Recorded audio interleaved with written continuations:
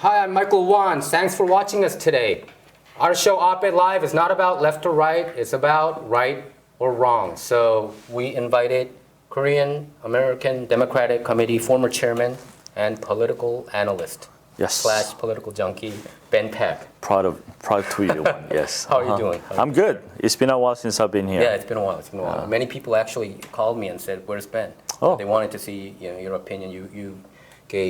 You always give very thorough, in-depth analysis. So well, thank you. It's an honor to have you back. Thank you. So let's talk about it. Let's talk about the 2020 Democratic field. Who's going to face Donald Trump next year? Who do you like? You know, it's kind of early to say, but as you know, there is over 20 Democratic candidates, if not more. Mm-hmm. And everybody makes a good case for it. But as you know, there are very strong candidates, such as the former Vice President, Bernie Sanders, Beto O'Rourke, Kamala Harris, Elizabeth Warren, and so on and on. One person who's getting a lot of notice is, I cannot pronounce his name, Buttigieg from South Bend, Indiana. And he actually has appeared on the Ellen Show, which gives him a lot of exposure. And it's yet to be seen who will take the lead in the Democratic field. But as you know, many people may not really admit to it, but behind closed doors, even some Democrats do support Trump. And that's based on finances, when their 401k goes up. And I mean, last couple of weeks it's been horrible, but overall the economy has done well. And as much as people get scared with the whole tariffs over China and Mexico. Yeah, but it seems like the effect is not really there. So people get once again rallied behind the economic sector. So we really have to see. I personally think that Joe Biden will be the nominee for the Democratic Party. But we still have a lot of time. The primary in California is in March. And I think one of the reasons they changed it to March is because we want to be relevant. Yeah, because California was not relevant at all during the primary. Right. We're one of the last. New Hampshire and Iowa always took the forefront. But having so many people living here and voters, I think it was a good move for us to be able to kind of lead the nation when it comes to which way people are going to lean. Are they going to be holding the election during Super Tuesday, right? It's not just California. Right. So I think I agree with you completely that I think Joe Biden will be the nominee for the Democratic Party. I don't see anybody else who is even close to his position. If it was 4 years ago, probably Bernie Sanders would have been.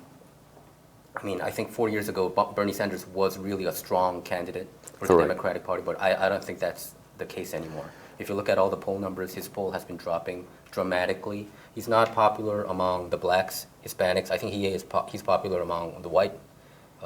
Younger generation. Young generation and the white votes. Probably he might be relevant in the Rust Belt, but I don't think he is getting traction in the media or in California, in New York, these big states. I think he lost all of those. I don't think he's going to win it. I don't see it. So to me, it's Joe Biden. If we go down to see other candidates like Elizabeth Warren, I think Elizabeth Warren lost this whole thing when she had that DNA test. I think she lost it. The moment, I think she... 0.1% or something like that? Something percent, 1,034th of one or something like that. And that's pretty much lower than the average North American. Okay. So, and she even wrote a book about Indian, Native American foods. To me, that's just doesn't jive well to me. It doesn't jive well to me. And also, there has been proof that she used this race card back in the 80s too. Okay. So I think that's just too much of a hurdle for her to jump over. If I was her and I knew the DNA test came back like that, I wouldn't have been so public about it. She bragged about it, that she had little percentile of Native American. Probably that means that she doesn't have common sense of how this political world works. So to me, she's out. I know she is gaining ground. You know, her poll number has been going up a little bit, right? Well, everybody's poll number is going up Yeah. as we're inching towards 2020. But the fact remains that you have very, very strong, Cory Booker from New Jersey. I never thought that he would gain so much momentum, but he even came. Do you think he's gaining momentum right Absolutely. I mean, he even came to California, and a lot of the Democratic presidential candidates came to California because the convention was last week. And then I think 12 of them were there, trying to get votes and then pump up the base.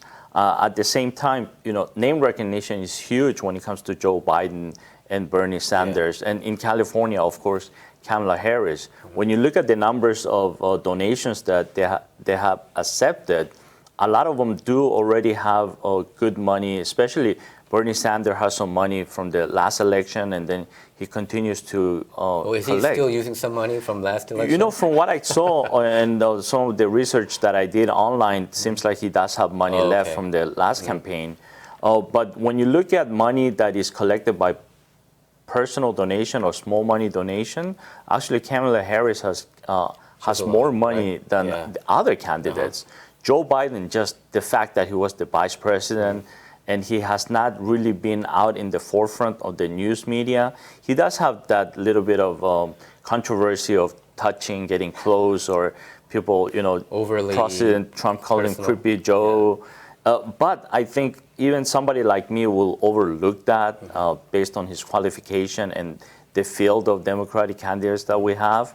I mean, if they were to go head-to-head right now, Trump versus Biden, I think it's a coin toss. It's a toss-up? Yeah. I don't know. I mean, if I look at Cory Booker, I don't think he's getting that much traction, in my opinion. I think he's over with. I don't see him getting any traction. Even Pete Buttigieg, I know the media really loves him. Young, good-looking. But he's a gay mayor, right? I'm not even sure whether that even plays well in today's American politics. Many people think that it changed. Now we have gay marriage legalized. I do agree that it's a norm. It's becoming a norm in California and New York. But if you think about it, even in California, the people voted against it twice. It had to go to the Ninth Circuit District Court. There were 3 judges who flipped it, and you know what happened in the U.S. Supreme Court. Right. So many people are still bitter about it. In private. They wouldn't say it in public because of the media and all that, but they in private. So I'm not even sure that that has a crossover appeal. I think the media wants to prop him up, like putting him on Ellen Show and all these talk shows. I think he does have some gravitas as a politician. He looks pretty legit, but he's only 37, and I think the age factor is also playing against him. So I think he's running this time around for public exposure and to advance his own personal political career. Very possibly. I mean, a lot of politicians, that's what they do. Yeah. They need to get exposure to be able to kind of run. I mean, Beto O'Rourke did not even win, but he's getting a lot of momentum as well in Texas. And when you look at his fundraising, he's actually done well and comparable to other top candidates as well. I mean, like you said, California, we're in the forefront. We're leaders when it comes to very liberal Democrats, and then New York. But people forget that you have this whole middle in the United States. That's what I'm saying. Yeah. So blue on the sides and then red in the middle. So the presidential election, California is just one state out of 50. And although we have close to 50 million people, the voters, I don't know how they're going to turn out. Exactly. They continue to say that the blue wave is what were able to gain grounds on Congress. Like, for instance, in Orange County, 2 congressional seats that were red were turned into blue. Yeah. And then they expect the same thing in the presidential race as well. As you know, California, during presidential race, people who never voted, they come out and vote. They come out, whether they're Korean, Chinese, or Hispanics. Especially Hispanic people, they may not care about local elections, but when it comes to presidential, because it really affects them on a daily life in regards to immigration, they will come out a lot in every state. So, I mean, there's no doubt. I think California and New York is going to swing blue. I mean, there's no doubt about that. But I think, to me, Pete Buttigieg doesn't cross over the, crossover states. Once again, flyover states. What people say in public is very different than how they talk amongst their friends and behind closed doors. Exactly. I'm a supporter of gay marriage and gay rights as well. But I have spoken to people who are Democrats, and then against it, right? when they're Christians, they kind of say things. And I've even surprises me, people that I know on Facebook, they'll say, don't support, don't talk about it. Which do they really still do that? Yes, I didn't know that. Yeah, I thought it's not like that. Oh, okay. I mean, I give them props for being vocal about what they believe, but at the same time, I don't think it's right to do it that way. So, we have this discussion many times over the years.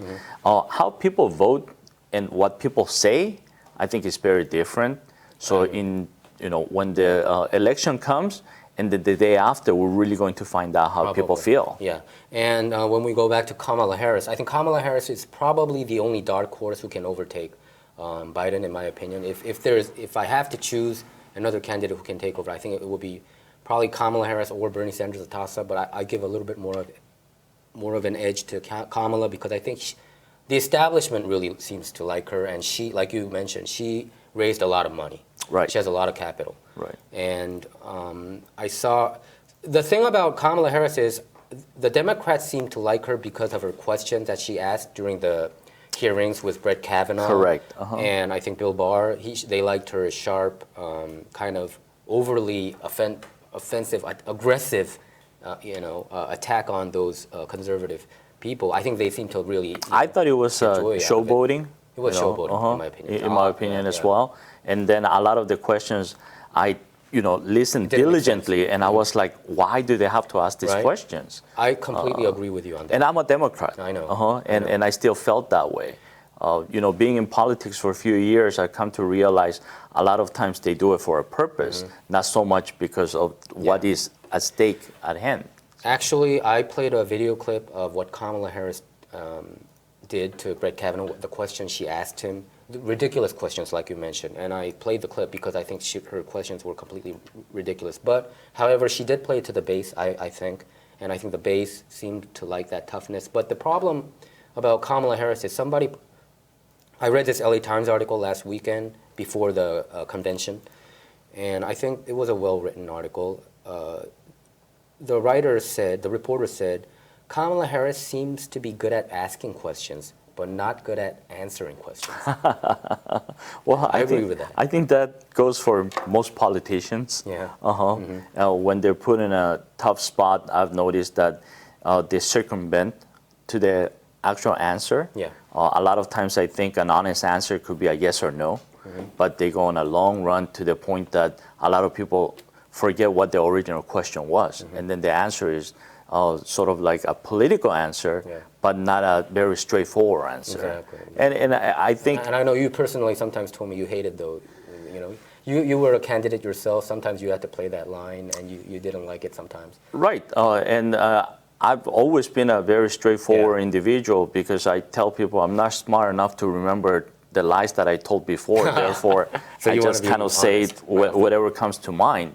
And it's unfortunate, but the average voter doesn't really know both sides of the argument. And thanks to you, and you influenced me a lot. I tend to see both sides of the argument before I kind of make an opinion out of it, because otherwise it's sort of like I'm not doing a favor to myself just to kind of listen to one side. Yeah, that's why I started this whole op-ed YouTube show, because it seems like many people live in their own world, you know what I'm saying? And what matters to them. Yeah, and if you just watch, like, for instance, CNN and MSNBC, that is the only world. But what I wanted to kind of tell our readers and viewers is there is also, you don't have to agree, but there is another world that exists. I think President Trump has a lot to do with that. When he continuously attacks CNN and MSNBC, how can they be a supporter of him? And then it's just naturally he's making an enemy out of them. Yeah, I think it goes both ways. But you know how I feel about the media. I think CNN and MSNBC, they really completely had a disastrous coverage regarding the Russia scandal. I mean, their ratings has dropped. Do you know that CNN is laying off a lot of people right now? CNN, I did not know. Their rating has been dropped more than 50%.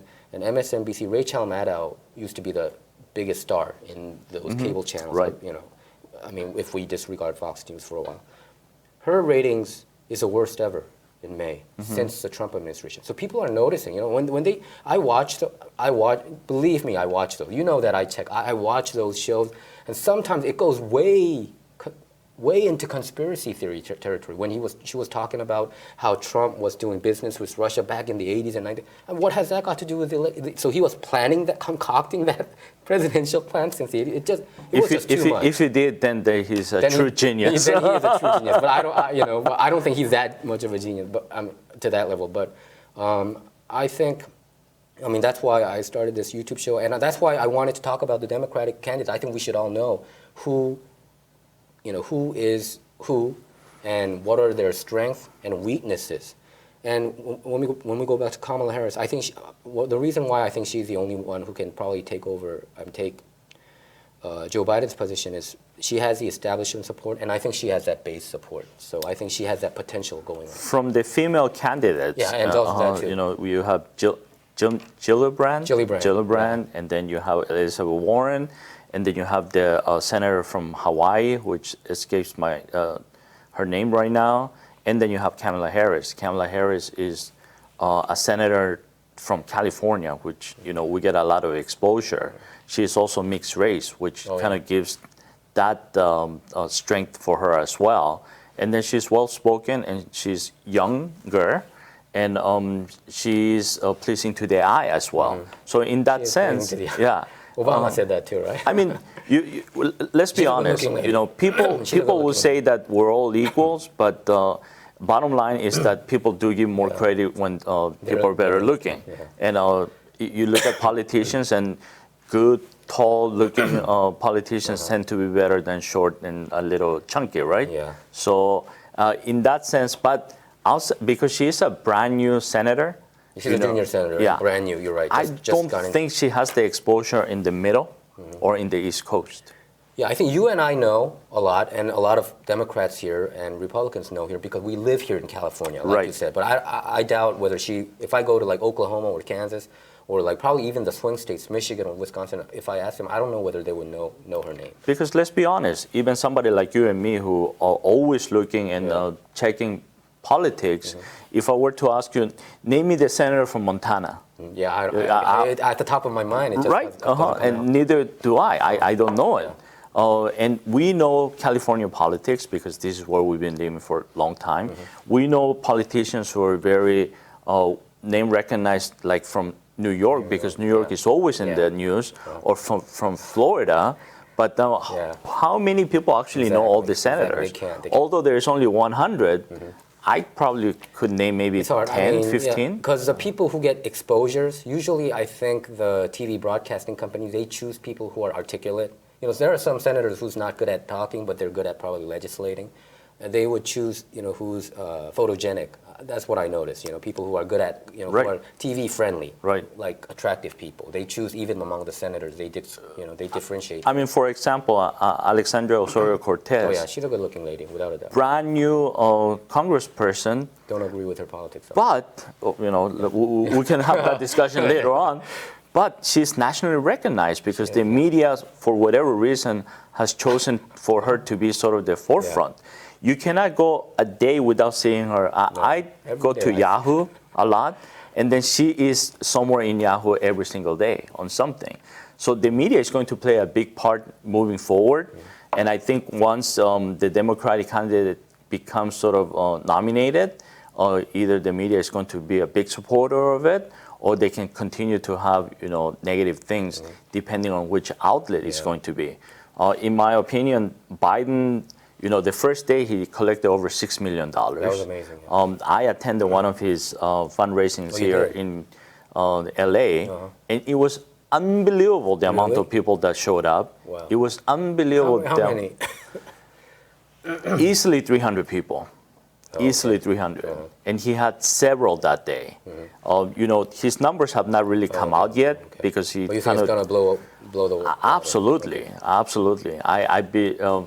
I'm not sure, but I was told that just on the fundraiser that I attended, they collected over $1 million that day. Wow, that's amazing. Yeah, back to Ocasio-Cortez. I think she is de facto House Speaker, in my opinion. I think she's a leader of the Democratic Party in the congressional side. I see. I mean, that's how it is. It seems like even Nancy Pelosi is sometimes caving to her, and Ilhan Omar. It seems like those two get, it's like back and forth. It's like a duo. I personally don't agree with a lot of the things that she says either. And once again, I'm a Democrat. Yeah. But let's be honest. Whenever you throw these outrageous statements, and then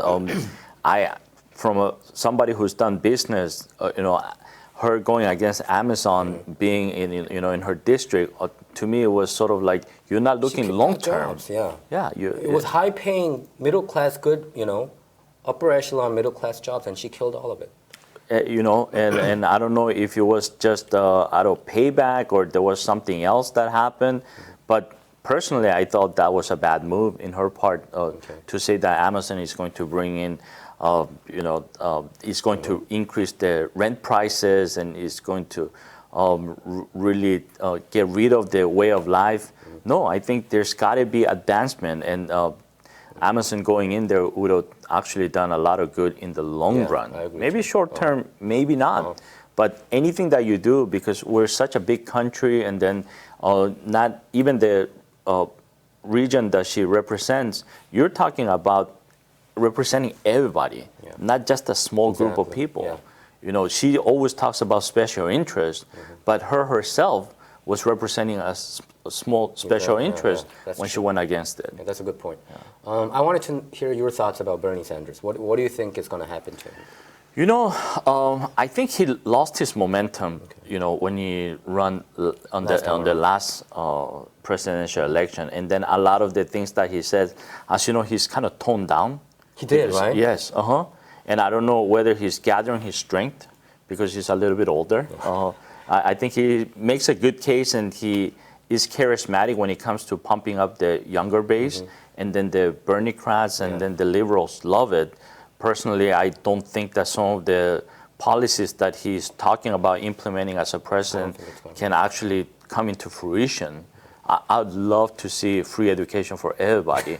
But the reality of it and the way it's set up right now, how do you kind of change that for 350 million people or 400 million people that we have in the United States? Sometimes I wonder if, even though he does, so I said, I told my friends, if Bernie Sanders become president, he's going to be an executive order president.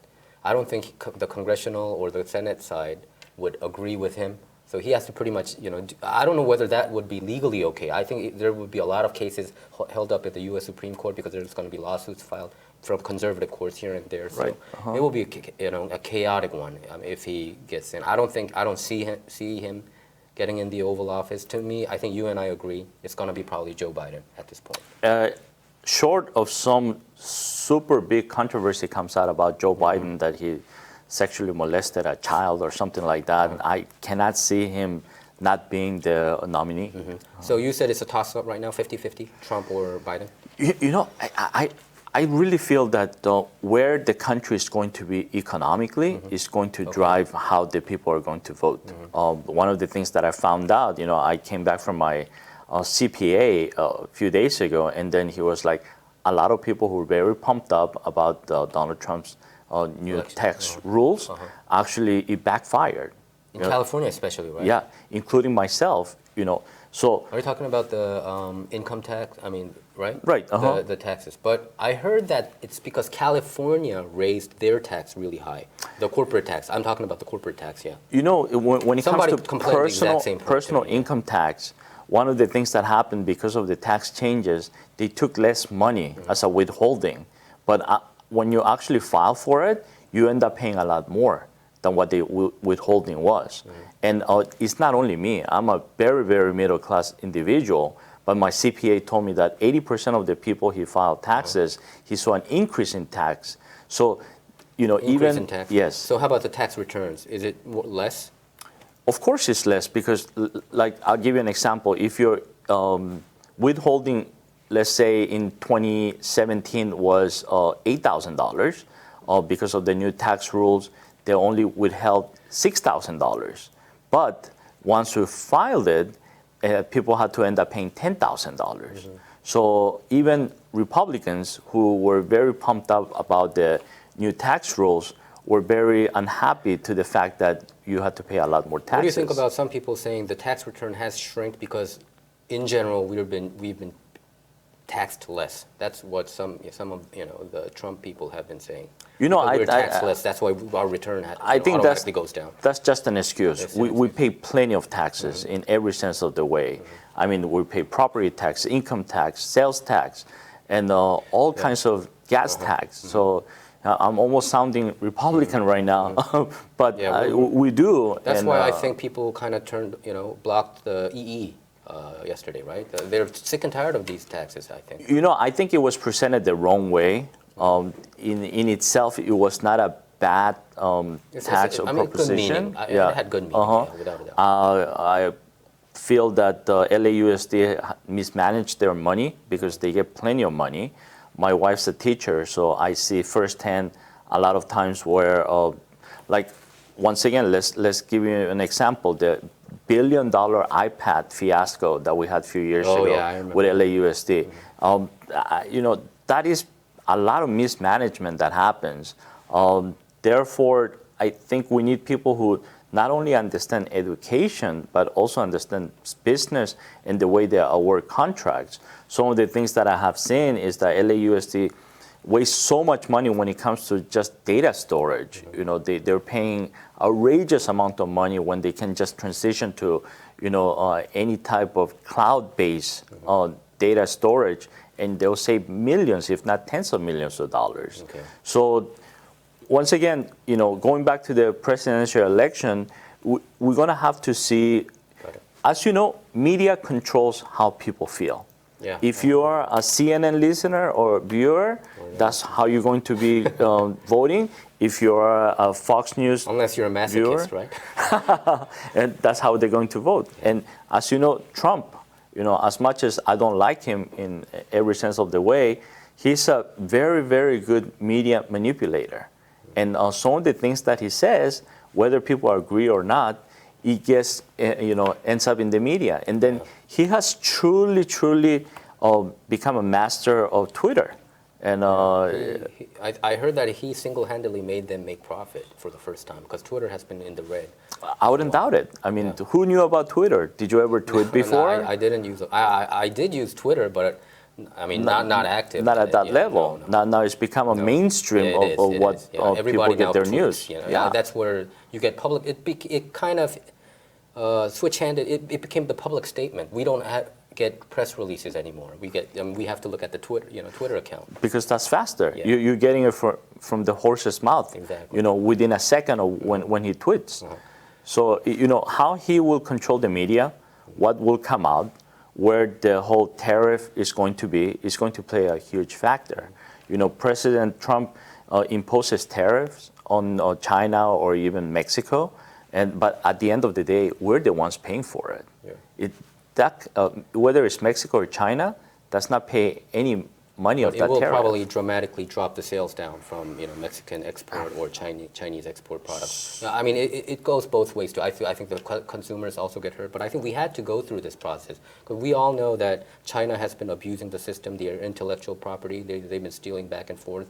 So and we have to watch out Huawei, the 5G. They're trying to dominate the market. I don't think it's a good thing. I think they spy on people. There has been some proofs that they have used those systems to spy in America. Actually, Dianne Feinstein's one of her deputies ended up, being a Chinese spy. So I think what Trump is doing, I think what Trump is doing is a good thing. I mean, you know that I'm a Trump supporter. I have been a huge Trump supporter. Actually, I think we had to go through this. I know that his rhetoric. I do agree. I do understand why people feel offended by his rhetoric, but he is keeping his promises. I've never seen a politician who's tried to keep his promise. He's trying to build a wall. People laughed at him. You remember?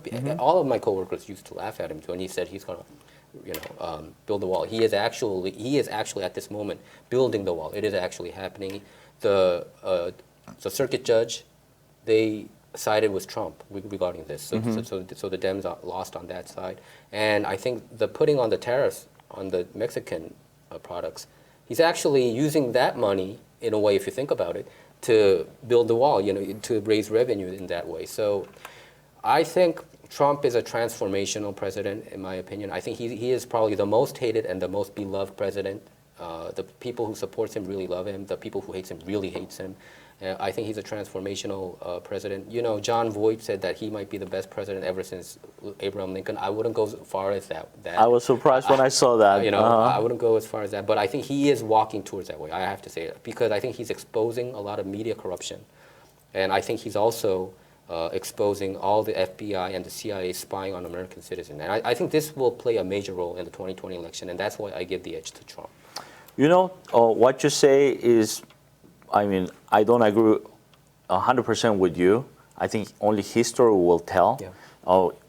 I don't agree with the border wall. I always thought that economical wall, or sort of like redrawing the immigration policy, is probably a better avenue to kind of resolve the immigration issue in the United States.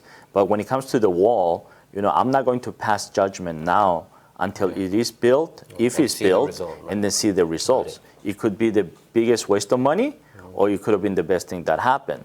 Okay. I do agree with you that he is a transformation or transitional, because he's doing things that no one would even dare do, and he's pissing off a lot of people. Yeah. And whenever I see it, I get angry a lot of times. It's like, that's not very presidential of what you say, how you say it.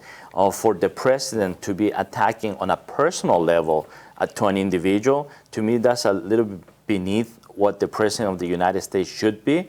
At the same time, I look at it, people elected him president, give him the sort of the liberty to do so, and then history will tell whether he was a good one or a bad one. I think he even changed that perception, like you said. Many people hold a certain standard that presidents should act a certain way, behave a certain way, but I think he's also breaking that mold. Yeah, I don't know whether it's a positive thing or a negative thing, but I do like it when sometimes he just says whatever he wants. That's very refreshing.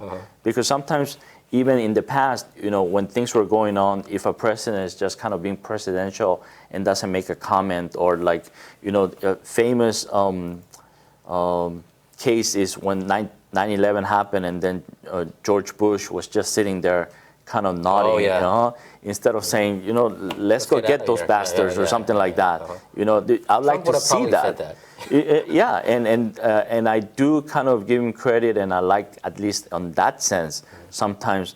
But when he's belittling or attacking an individual, or like, for instance, attacking somebody who is dead already, to me to me that kind of goes beyond not only presidential, but as an individual. I think the John McCain hate came from the FBI spy. I think his office was also kind of instrumental in spreading that around. But that's a topic for another time, I think. Let's move on to our next topic. Let's talk about Council District 12. There was a race that there was an election last night. Right. The vote tally started coming in. I think they started counting it from 8 p.m., 8:30, something like that, right? The vote by mail comes in early, around 8:30, 9 o'clock. It came out, and it did go the way I thought it was going to go. The second place was not a total surprise. Lorraine Lundquist, yeah. She got LA Times endorsement. And she's been an advocate for that area. Oh, do you know her? Actually, okay. Yes. By the way, Ben Pak is also from CD12. Right. And he was seriously considering to run for that office. But you just had an election months before, and was it like 3-4 months before? Actually, right? It's been exactly a year since my election was. So it feels like a few months ago, right? It's hard to just jump immediately. Right. I always thought that Ben would be a really great candidate for CD12, but he endorsed John Lee, who our viewers can see behind us, and he became the eventual top two, one of the top two. Correct. As of right now, well, thank you. As of right now, he is sitting on top by a very narrow margin, but doesn't really matter. It's whoever is top two, because if nobody got 50 plus 1%, then it goes into a runoff in August. I got involved in politics many years ago because I wanted to run for CD12. Yeah, I know I've that. been a for years, resident of CD12 since 1989, and I've been there since then. And yes, there were 3 Koreans who were looking into running. I met both candidates, and I didn't make an argument to only one of us should run. And after talking to both candidates, I decided to endorse John because he made the best argument as to who would lead the Korean Americans better. And not only Korean Americans, but he does have the experience. He is a nice guy. There is some controversy on the media regarding some issues, but I think experience is a big part of what an elected official should be. That's why I left the private sector and then ended up working for the state senate, because one of the things as a voter, I never like people who have absolutely no experience and come from just nowhere and they think they can do a job representing your whole district. We're talking about people's lives.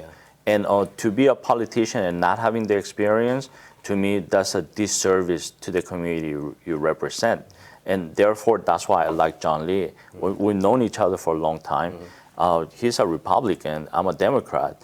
But, when we sit down to drink coffee, we agree on a lot of things. And I think we're going to have to see now what happens. Now, out of like 14 candidates, 2 are going to be in the runoff. 15, but anyway, 2. Yeah, okay, 15, 14. Who's counting, right? Because there are so many.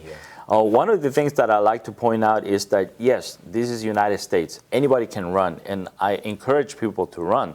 But at the same time, that's a waste of resource as well as votes. Because the people who voted for the remaining 13 other candidates, I'm not sure how willing they're going to be to come out and vote for the runoff, because they get discouraged and then they don't really want to come out and vote and support somebody who was the nemesis or the person that they're supporting. So, it's going to be a very, very low turnout. I think this particular special election got a big boost because of Measure EE. That's what many people said. So far, we have about 30,000 plus people that voted. But when you look at historically in the city of LA, when there was a special election, it was between 12 and 16,000 votes. And the fact that we have 30,000 plus and then all the vote by mail has not been counted is going to be a little bit higher than that. That's a huge turnout. In the runoff in August, I'll be surprised to see more than 10,000 people actually vote for the runoff. So I think you and I agree that John Lee was a candidate to beat for other people, and it seems like mainstream media also kind of went after him. All the candidates, I went to both debates. I drove all the way to Porter Ranch and Granada Hills, and I attended. I was probably the only media member who attended there. But why do people feel that the valley is so far? It is far. I drive from there every single day. I know. To work. I respect you for that. It's not an easy thing, but I think he delivered during the debates.